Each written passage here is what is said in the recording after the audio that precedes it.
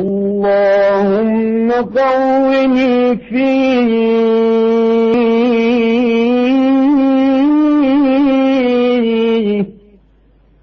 على إقامة أمرك،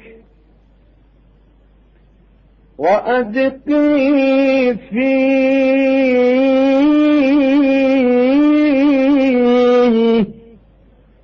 حلاوة ذكرك، وأوزعني فيه لأداء شكرك بكرمك، واحفظني فيه بحفظك وسترك يا